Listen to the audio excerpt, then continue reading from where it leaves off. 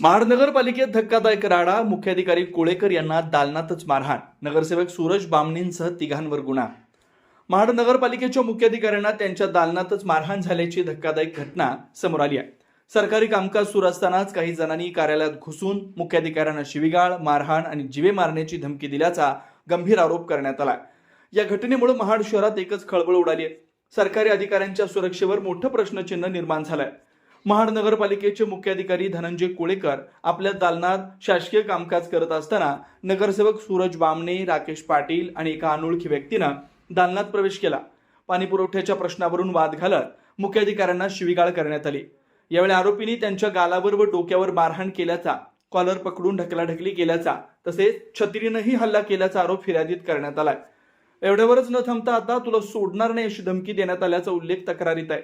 या प्रकरणी महाड शहर पोलीस ठाण्यात विविध कलमान्वये गुन्हा दाखल करण्यात आलाय। पोलीस अधिक तपास करतात। सरकारी अधिकाऱ्यांवर त्यांच्या कार्यालयात झालेल्या या हल्ल्यामुळे प्रशासकीय यंत्रणेत चिंता व्यक्त होते। या प्रकरणात पोलीस पुढील तपास करतायत। आरोपींवर कठोर कारवाईची मागणी जोर धरू लागली आहे। ब्युरो रिपोर्ट, तेज मराठी न्यूज, महाड, रायगड।